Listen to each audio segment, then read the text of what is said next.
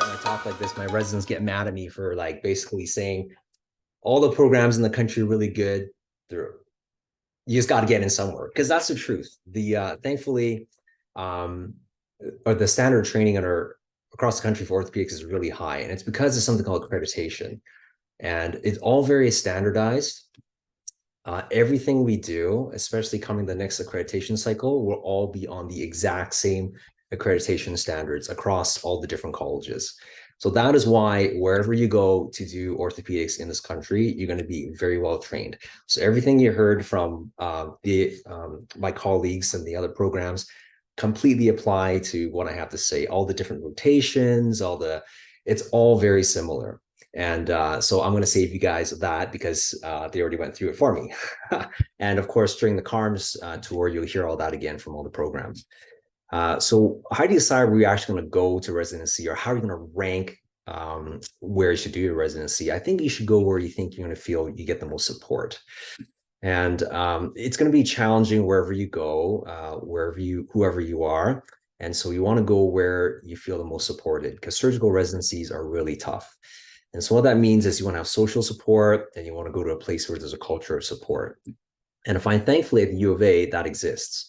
It all starts at the Faculty of Medicine, and the PGME has great programs to support that, which then percolates into our program as well.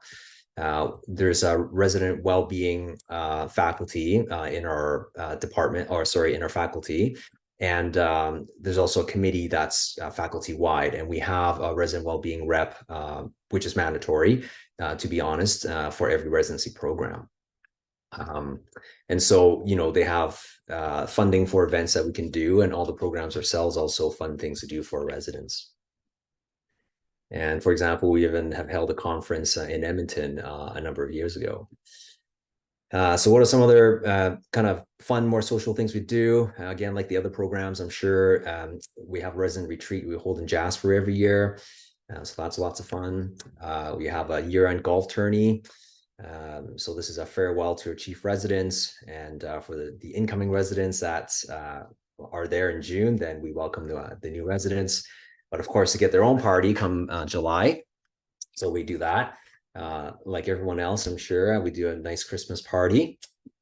So just to move back and talk about the CBD now that we're all on it, one of the stresses for sure is getting all your EPAs done. And I just want to highlight one thing, and that is our U of A platform to collect EPAs is really awesome.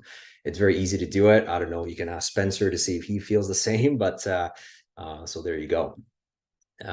We're very busy, just like every other program. I don't think that's anything new.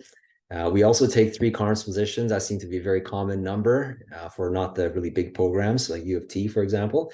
A 5-year program, we get all the subspecialties, same thing.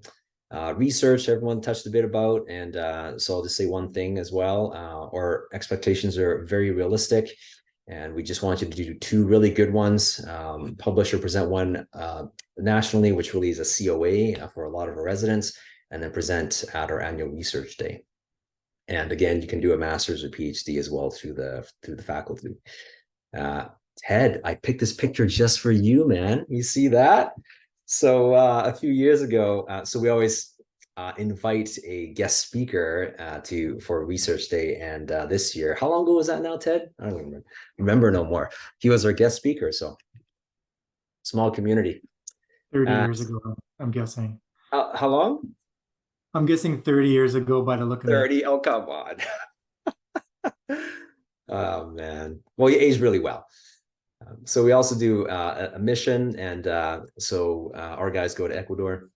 So that's fun. That's happening again. And in fact, Spencer is hoping to go for the upcoming trip. So strengths, we're very responsive to resident input. Like I said, all the training we offer here, we have a very organized and supported research program, and we have educators that really care. And I really do think we have the best CBD tool in the country. And so that really is all I have to say, so that you guys can hear what Spencer has to say. So reasons you should do orthopedics in Edmonton or at the University of Alberta. Here you can see, so this picture is all of us at the Oilers game, the wellness committee that we have. has been scheduling one of these a year. So it's a lot of fun. We get coverage so that no one has to be on call. And we've went the last 2 years, and we're planning on going again. So it's a great time for all the residents to go out, watch the Oilers. I think they've won both times we went as well too. So another great reason that Edmonton is a really great program is we do have really high case volumes. So this is from one of the residents from previous years, just because she was giving it in 5th year. So this gives you a more accurate depiction of how many cases you do per year. So in 1st year, you're not going to do as many cases because you do have a lot of kind of call requirements throughout the day. But you can see that the case volume gets very high in 2nd and 3rd year. And my 3rd year numbers as well were around 700 cases. We have a relatively small program for the size of city we are as well. So it's quite rare that you're in a room with another resident or a fellow, because we don't have many fellows. So typically in your upper years as well, when you're doing a case, you're going to be primary on a lot of them, or getting to do, like today I was in the arthroplasty room doing a revision case, and because we don't really have fellows as the resident, you get to do a lot of the revisions on that as well.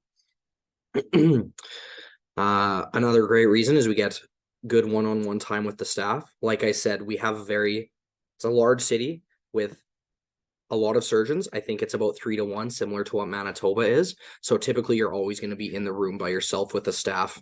You're going to get really good one-on-one teaching, and they also take time out of their day loss to do other activities. On the far right, you can see Dr. Goplan, one of our foot and ankle and trauma staff at the U, out golfing with one of our R5s, Ahmed. And then just really taking the time to teach all the curriculums that we have, or all the rotations. The staff usually will have a teaching schedule for you that you're either gonna, kind of laid back fashion, do some teaching with them, or they have more formal teaching as well. Oh, sorry. And then also our staff really care. You can see the picture on the far left-hand side is the gifts that have been left for all of us in the lounge each year at Christmas. The top right is a casting session that has been arranged that the staff come and take time out of their day to run. And we have lots of sessions like this throughout the year. And then this is just another picture. So we have one of our arthroplasty staff on the left with one of our now 1st year residents, Ola. And then on the far right, who used to be a resident here, Dr. Sharifi, who is now staff with one of our chief residents as well. And then again, so we have a really big focus on wellness. Like Dr. Chan said, we have a wellness committee, and then we also have a lot of extracurricular activities throughout the year. On the left again is the Oilers game from the 1st year we did it. The top right is our annual golf tournament. We see a lot of staff, all the residents, and then it's the farewell to R5s. And then the bottom pictures are the hockey game that we have at our annual Jasper retreat, which I was actually gone to Mexico this year, so I wasn't there, but I believe one of our staff, Dr. Glasgow, who was actually drafted to the Hartford Whalers, had his glasses broken when somebody ran into him. So it's good competitive stuff. And then also a really big focus on wellness. Dr. Chan has headed this up, not only always finding funding for us to go on things like the Oilers trip. So he's really been great in that regard as our program director. And then this is his last year, so it'll be Dr. Sommerfeld coming in, but it'll be great. Dr. Chan has been really great looking out for all of us. And then we have really good support. So the points I'm going to raise on the left are not really associated with the photo on the right, but it's just another picture of the staff and how much they care. That's Dr. Durand on the left. Dr. McGale is in there. Dr. Chan is in the back. And that was just at one of another resident wellness outings. So in regards to Edmonton, we have very high numbers of inpatients. So we have a lot of ward support. So we have hospitalists who manage all the ward inpatients. So you do obviously have to round as a resident, but a lot of the medical issues are not going to be, I guess, kind of taking up a lot of your time as the hospitalists manage that.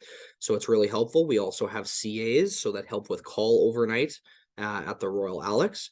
And then in the emergency department, we have orthotechs who help with casting, and actually the emergency department will do most reductions.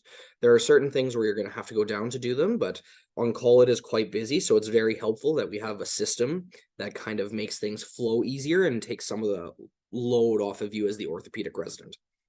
So overall, I think the electives I have been on throughout the country, I think we do have the best system in place in regards to making resident life as easy as possible in regards to managing the ward.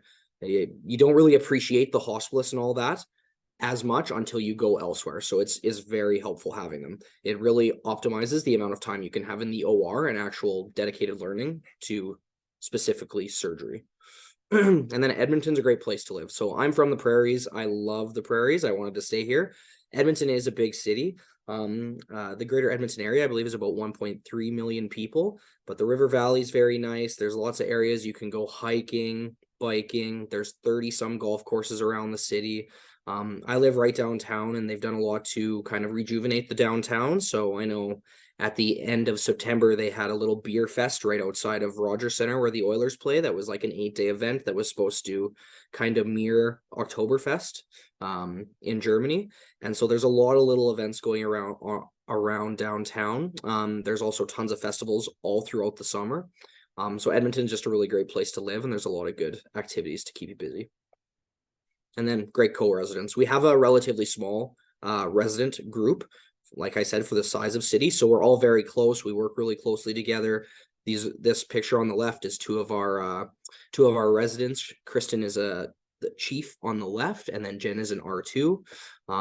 We have I guess we try to, after like half days every Thursdays, we'll go out for beers lots. We have lots of I should say gatherings on the weekends where we all try to get together, and it's just a really close, tight, cohesive group. So it's really great. And that was all I have.